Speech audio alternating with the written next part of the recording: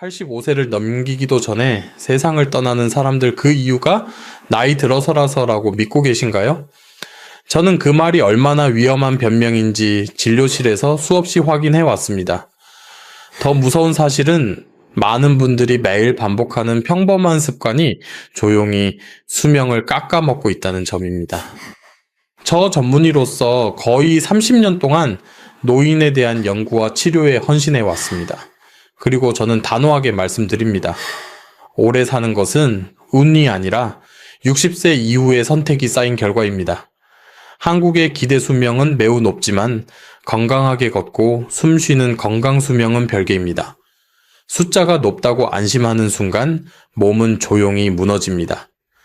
실제로 한국 보건당국 발표를 인용한 보도에 따르면 한국의 기대 수명은 83.5년 수준까지 올라왔습니다.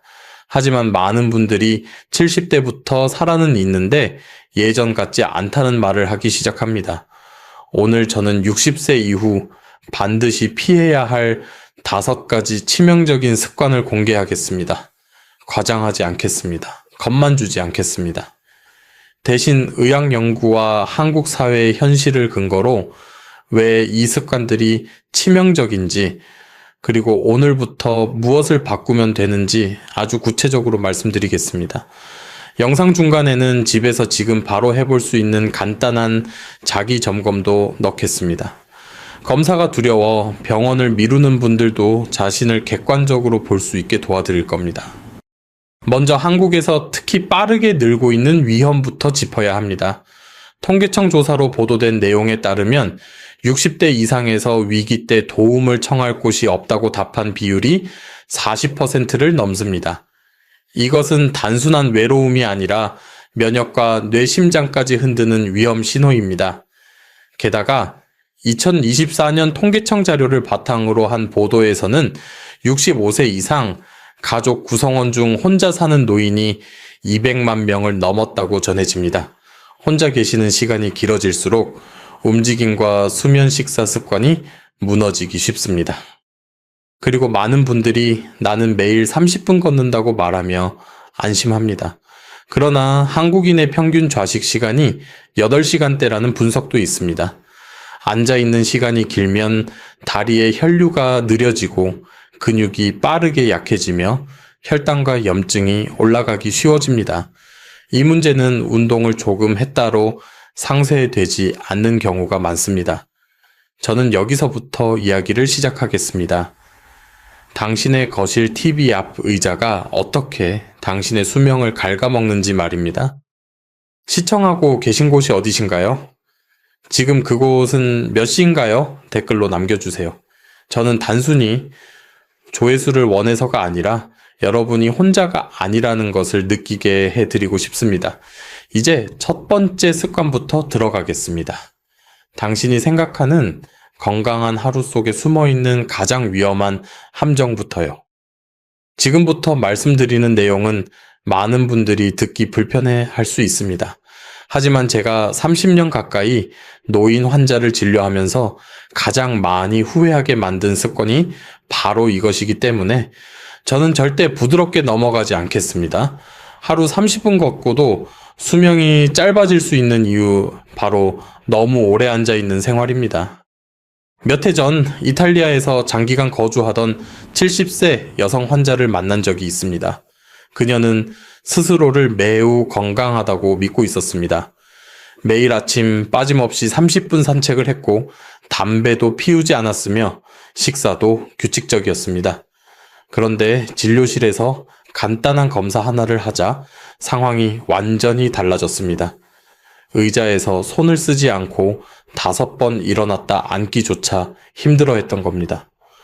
본인은 나이가 들어서 그렇다고 웃어넘겼지만 저는 그 웃음이 얼마나 위험한 신호인지 알고 있었습니다. 문제는 산책이 아니었습니다. 문제는 그 산책 이후의 하루였습니다.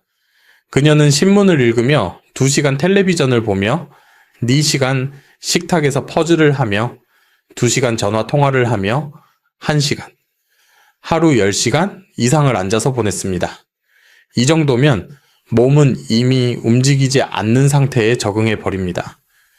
특히 60세 이후에는 근육이 쓰이지 않으면 빠르게 소실되고 다리의 혈액은 아래로 정체되며 뇌로 가는 혈류도 서서히 줄어듭니다. 많은 분들이 이렇게 말씀하십니다. 나는 운동하니까 괜찮다. 하지만 여기서 반드시 바로잡아야 할 오해가 있습니다. 운동과 좌식 생활은 서로 상쇄되지 않는다는 점입니다. 30분 운동은 10시간 앉아 있음에 해를 지워주지 못합니다. 이것을 저는 진료실에서 수없이 확인했습니다. 40대에게는 불편함으로 끝날 수 있는 좌식 생활이 70대에게는 독립성을 빼앗는 치명적 요인이 됩니다. 지금 이 순간 제가 화면 앞에 계신 여러분께 하나의 질문을 드리겠습니다. 오늘 의자에 앉아 있었던 시간이 몇 시간인지 솔직하게 떠올려 보셨습니까? 만약 8시간을 넘는다면 이미 몸은 경고 신호를 보내고 있을 가능성이 큽니다. 혈액은 다리 쪽에 고이기 시작하고 혈전 위험은 눈에 띄게 증가합니다. 인슐린 작용은 둔해지고 혈당 조절은 어려워집니다. 더 심각한 것은 뇌로 가는 혈류가 줄면서 기억력과 집중력이 서서히 약해진다는 점입니다.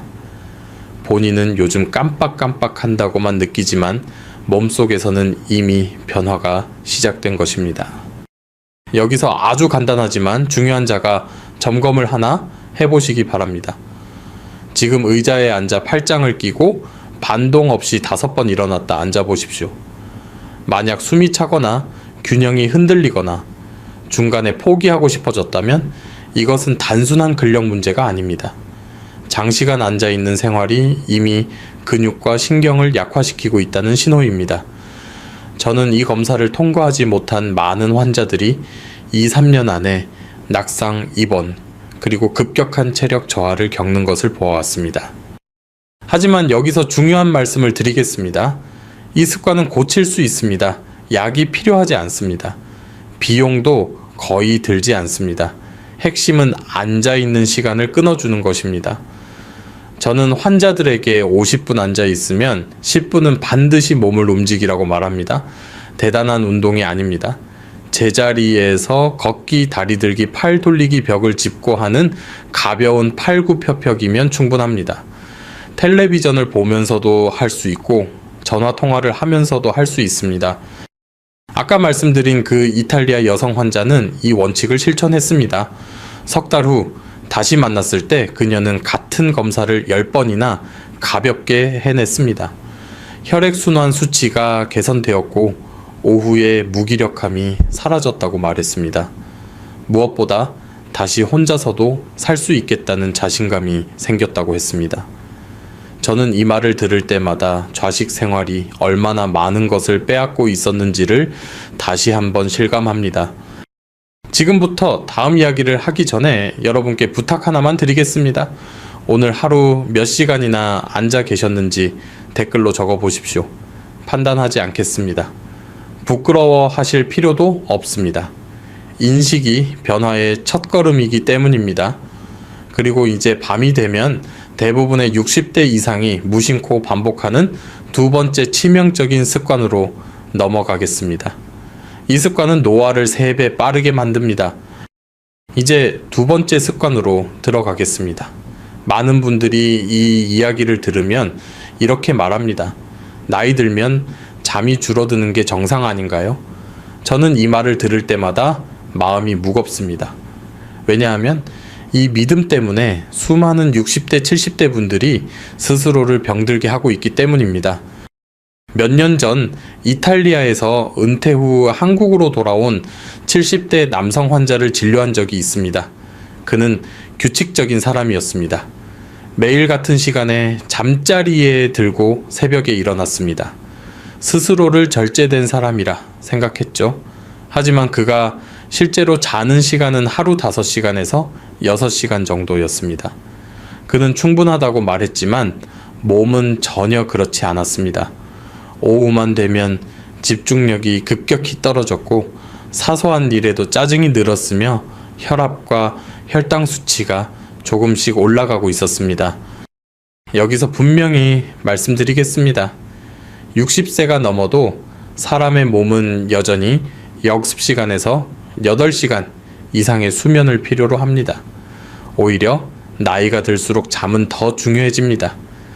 잠자는 동안 뇌는 독소를 씻어내고 심장은 하루 동안 받은 스트레스를 회복하며 면역계는 스스로를 재정비합니다. 이 과정이 충분히 이루어지지 않으면 몸은 매일 조금씩 망가집니다. 겉으로는 멀쩡해 보여도 안에서는 고장이 누적됩니다. 많은 분들이 놓치는 부분이 하나 더 있습니다. 수면의 양보다 더 중요한 것이 수면의 질입니다. 이 남성 환자는 자신이 잠을 깊이 자고 있다고 생각했지만 실제로는 밤새 여러 번 깼습니다. 화장실에 가기 위해 작은 소음 때문에 혹은 이유 없이 눈을 떴습니다.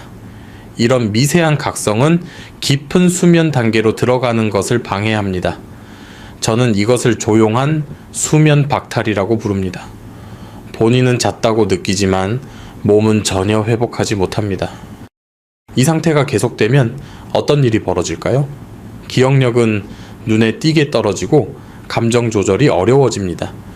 혈압은 쉽게 오르고 심장은 늘 긴장 상태에 놓입니다. 특히 60세 이후에는 잠이 부족할 때 뇌의 노화 속도가 눈에 띄게 빨라집니다. 환자분들 중에는 요즘 말이 잘 안 떠오른다고 호소하는 분들이 많습니다. 저는 이 말을 들을 때마다 단순한 건망증으로 넘기지 말라고 강조합니다. 지금 이 영상을 보시는 분들께 하나만 여쭤보겠습니다. 오후 2시에서 4시 사이 거의 매일 갑작스러운 피로감이 몰려오지 않습니까? 만약 그렇다면 그것은 커피가 필요한 신호가 아닙니다. 당신의 몸이 깊은 잠을 요구하고 있다는 경고입니다. 많은 분들이 이 신호를 무시하고 버릇처럼 카페인에 의존합니다. 그 결과 밤의 수면은 더 얕아지고 악순환이 시작됩니다. 이 남성 환자의 전환점은 아주 단순한 원칙에서 시작됐습니다. 저는 그에게 잠들기 전 생활을 완전히 다시 설계하자고 제안했습니다. 잠자기 3시간 전에는 배를 가볍게 하고 2시간 전에는 수분 섭취를 줄이며 1시간 전에는 화면을 끊는 것입니다. 처음에는 불편해했지만 그는 진지하게 따랐습니다. 더 중요한 변화는 잠들기 전 내일에 대한 걱정을 종이에 적고 덮어두는 습관이었습니다. 머릿속에서 계속 돌던 생각들이 서서히 잠잠해졌습니다. 여기에 더해 그는 방의 온도와 빛을 조절했습니다. 나이가 들수록 천 조절 능력이 떨어지기 때문에 조금 서늘한 환경이 깊은 잠을 돕습니다.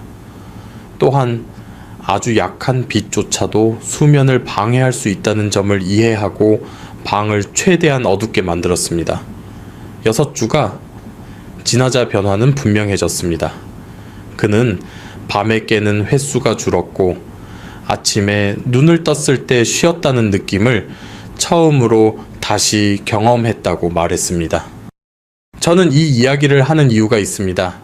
잠을 희생하는 것은 부지런함이 아닙니다. 특히 60세 이후에는 그것이 건강을 깎아내리는 선택이 됩니다. 다음으로 말씀드릴 3번째 습관은 이 수면 부족을 더 악화시키며 사람을 조용히 무너뜨립니다. 바로 인간관계에서 멀어지는 것입니다. 이제 3번째 습관입니다. 이 습관은 눈에 보이는 상처를 남기지 않기 때문에 가장 쉽게 무시됩니다. 하지만 제가 수십 년 동안 환자들의 삶이 무너지는 과정을 지켜보며 확신하게 된 사실이 하나 있습니다. 사람은 혼자 오래 버틸 수 있는 존재가 아니라는 점입니다. 특히 60세 이후의 고립은 조용하지만 치명적입니다. 몇 해 전 배우자를 먼저 떠나보낸 60대 후반 여성 환자를 만났습니다. 그녀는 나는 괜찮다고 말했습니다. 집도 깨끗했고 식사도 챙겨 먹었고 퍼즐과 독서로 하루를 꽉 채웠습니다. 겉으로 보면 문제 없어 보였습니다.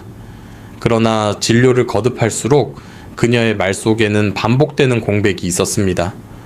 오늘은 아무와도 이야기하지 않았다. 며칠 동안 전화가 오지 않았다. 저는 그 순간 병의 원인이 혈액 검사에만 있는 것이 아니라는 것을 알았습니다. 사람이 사회적 연결을 잃으면 몸은 그것을 위협으로 인식합니다. 뇌는 스트레스 상태로 들어가고 염증 반응은 높아지며 면역 기능은 떨어집니다. 이 변화는 천천히 진행되기 때문에 본인은 눈치채지 못합니다. 하지만 결과는 분명합니다. 기억력은 빠르게 약해지고 우울과 불안은 깊어지며 심혈관 문제의 위험도 함께 올라갑니다. 저는 고립된 노인이 병원에 더 자주 더 위급한 상태로 오는 것을 수없이 보아왔습니다. 여기서 중요한 점이 하나 있습니다. 바쁘게 지내는 것과 연결되어 있는 것은 전혀 다르다는 사실입니다. 혼자서 텔레비전을 보고 책을 읽고 정원을 가꾸는 것은 시간을 채울 수는 있어도 사람을 채워주지는 못합니다. 진짜 연결은 목소리를 주고받고 감정을 나누고 서로의 존재를 느끼는 데서 생깁니다. 이 차이를 이해하지 못하면 스스로를 안전하다고 착각하게 됩니다. 지금 이 영상을 보고 계신 여러분께 솔직한 질문을 드리겠습니다. 지난 일주일 동안 형식적인 인사 말고 진짜 이야기를 나눈 사람이 몇 명이나 있습니까? 만약 그 숫자가 손에 꼽힌다면 이미 위험 구간에 들어와 있을 가능성이 큽니다. 2명 이하라면 저는 심각하게 받아들여야 한다고 말씀드립니다. 이것은 성격의 문제가 아니라 생존의 문제입니다. 이 여성 환자도 처음에는 저의 말을 받아들이기 어려워했습니다. 남에게 부담 주고 싶지 않다는 말이 반복되었습니다. 하지만 저는 분명히 말했습니다. 도움을 청하지 않는 것이 강함이 아니라 오히려 가장 위험한 선택일 수 있다고요. 그녀의 변화는 아주 작은 행동에서 시작됐습니다. 한 달에 한 사람 새로운 연결을 만드는 것이었습니다. 거창할 필요도 없고 깊을 필요도 없었습니다. 단 실제 사람과의 만남이어야 했습니다. 그녀는 지역 도서관에서 자원봉사를 시작했고 또래뿐 아니라 젊은 사람들과도 자연스럽게 이야기를 나누게 되었습니다. 손주 세대와의 교류가 늘어나자 그녀의 표정이 달라졌습니다. 몇 달 후 다시 만났을 때 그녀는 잠이 깊어졌고 아침에 일어나는 것이 덜 두렵다고 말했습니다. 혈압과 심박수도 안정되었습니다. 저는 이 변화를 보며 연결이 약보다 강할 수 있다는 사실을 다시 한번 확인했습니다. 지금부터 꼭 기억하십시오. 혼자 있는 것을 선택하는 고독과 연결이 끊긴 고립은 전혀 다릅니다. 전자는 회복이 될 수 있지만 후자는 몸과 마음을 동시에 갉아먹습니다. 이 습관을 끊지 못하면 앞서 말씀드린 수면 문제와 좌식 생활은 더욱 악화됩니다. 그리고 이제 다음으로 말씀드릴 네 번째 습관은 이런 상태의 몸에 매일 독을 넣는 것과 같습니다. 바로 잘못된 건강식입니다. 이제 네 번째 습관입니다. 이 습관은 특히 위험합니다. 왜냐하면 대부분의 60대, 70대 분들이 나는 건강하게 먹고 있다고 굳게 믿고 있기 때문입니다. 그러나 제가 진료실에서 가장 자주 마주하는 현실은 정반대입니다. 잘못된 건강식이 몸속에서 염증을 키우고 노화를 가속하고 있습니다. 몇 해 전 70대 중반 남성 환자를 만났습니다. 그는 매일 아침 통밀빵에 잼을 바르고 오렌지 주스를 큰 컵으로 마셨습니다. 점심과 저녁 사이에는 저지방 요거트나 통곡물 과자를 간식으로 먹었습니다. 그는 자부심을 느끼고 있었습니다. 젊을 때부터 의사에게 들은 좋은 음식을 그대로 지켜왔기 때문입니다. 그러나 그의 몸은 이미 다른 이야기를 하고 있었습니다. 관절 통증, 오후에 멍한 느낌, 이유 없는 피로, 그리고 점점 나빠지는 혈액검사 수치들입니다. 60세 이후의 몸은 40대의 몸과 전혀 다릅니다. 같은 음식이라도 반응이 다릅니다. 탄수화물을 처리하는 능력은 떨어지고 인슐린의 효율은 낮아지며 혈당은 쉽게 튀어오릅니다. 통밀빵과 과일 주스는 젊을 때는 문제가 되지 않을 수 있지만 노화된 간과 근육에는 강한 자극이 됩니다. 이런 자극이 매일 반복되면 몸은 만성 염증 상태에 들어갑니다. 문제는 이 염증이 통증 없이 조용히 진행된다는 점입니다. 이 남성 환자는 처음에는 제 말을 믿지 않았습니다. 나는 평생 이렇게 먹어왔다고 말했습니다. 하지만 혈액 검사에서 염증 지표가 계속 높게 나왔고 생물학적 나이가 실제 나이보다 훨씬 높게 나왔을 때 그는 처음으로 멈춰 섰습니다. 저는 그에게 말했습니다. 잘못된 음식을 먹고도 바로 쓰러지지 않는다고 해서 그 음식이 안전한 것은 아니라고요. 만성염증은 거의 모든 노인성 질환의 바탕이 됩니다. 심장병, 당뇨, 치매, 관절 질환, 심지어 일부 암까지도 이 불길 위에서 자랍니다. 많은 분들이 나이가 들어서 그렇다고 말하지만 저는 이렇게 말합니다. 염증이 계속 타고 있기 때문에 그렇다고요. 그리고 그 불을 키우는 연료가 바로 매일 먹는 음식입니다. 그의 변화는 극단적이지 않았습니다.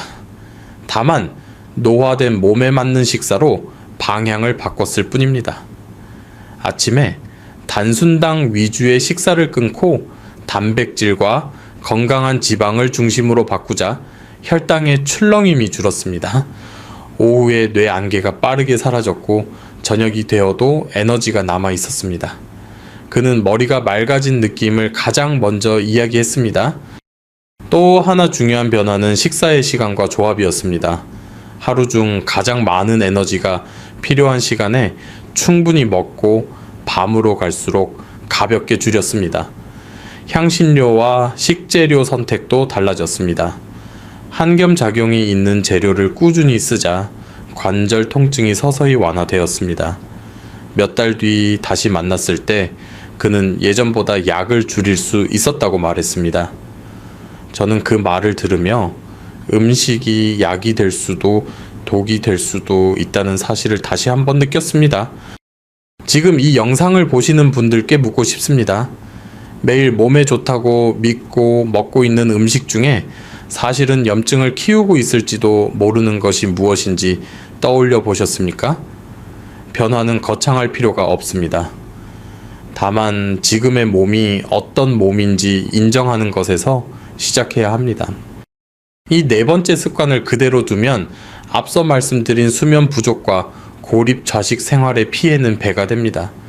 그리고 이제 마지막으로 말씀드릴 다섯 번째 습관은 이 모든 문제를 한꺼번에 증폭시키는 가장 위험한 요인입니다. 바로 마음속에서 멈추지 않는 긴장과 걱정입니다. 이제 마지막 그리고 가장 위험한 습관에 대해 말씀드리겠습니다. 이 습관은 앞서 이야기한 네 가지를 모두 증폭시키며 몸을 안에서부터 무너뜨립니다. 바로 멈추지 않는 걱정과 만성적인 긴장입니다. 많은 분들이 이렇게 말합니다. 나는 스트레스 받을 일이 없다. 하지만 저는 진료실에서 전혀 다른 모습을 봅니다. 조용히 오래 스스로를 갉아먹는 스트레스 말입니다. 몇 해 전 60대 후반 여성 환자를 만났습니다. 그녀는 은퇴했고 경제적으로 큰 문제도 없었으며 가족과의 관계도 나쁘지 않았습니다. 겉으로 보면 평온해 보였습니다.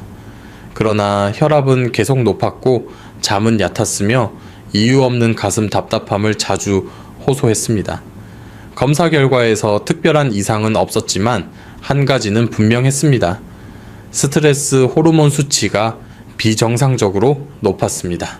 그녀는 매일같이 미래를 걱정했고 과거의 선택을 되돌아보며 스스로를 책망하고 있었습니다. 60세 이후의 스트레스는 젊을 때와 다르게 작용합니다. 회복 속도가 느려지고 긴장이 오래 지속됩니다. 코르티솔이 쉽게 내려오지 않으면서 혈관은 손상되고 면역은 약해지며 염증은 더 쉽게 번집니다. 이 상태가 지속되면 수면은 망가지고 식욕은 흐트러지며 사람을 피하게 됩니다. 결국 앞서 말씀드린 네 가지 습관이 모두 다시 강화되는 악순환에 빠집니다. 이 여성 환자는 처음에 이렇게 말했습니다. 걱정은 성격이에요. 바꿀 수 없어요. 하지만 저는 단호하게 말했습니다. 걱정을 없애는 것이 목표가 아니라 걱정에 끌려다니지 않는 법을 배우는 것이 목표라고요. 그녀의 변화는 아주 작은 인식에서 시작됐습니다. 자신이 통제할 수 있는 것과 통제할 수 없는 것을 구분하는 연습이었습니다. 몸을 돌보는 일, 하루의 리듬 사람과의 만남은 통제할 수 있지만 모든 미래를 완벽히 준비하는 것은 불가능하다는 사실을 받아들이는 것이었습니다. 그녀는 생각만으로 스트레스를 풀려 하지 않았습니다. 나이가 들수록 스트레스는 몸으로 풀어야 합니다.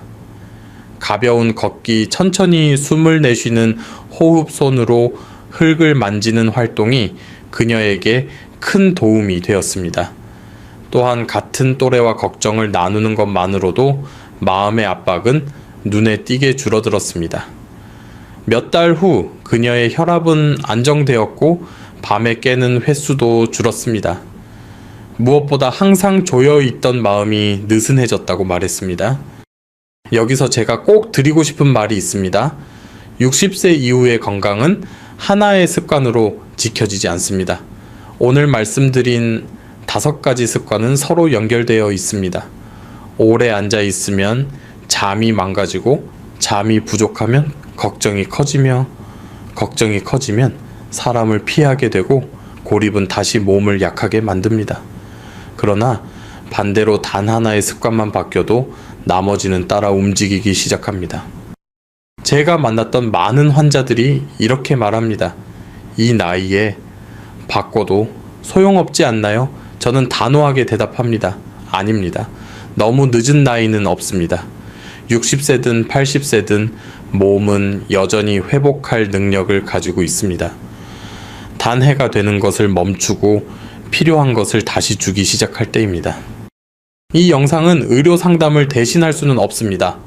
하지만 적어도 당신의 삶을 돌아보는 계기가 될 수는 있습니다.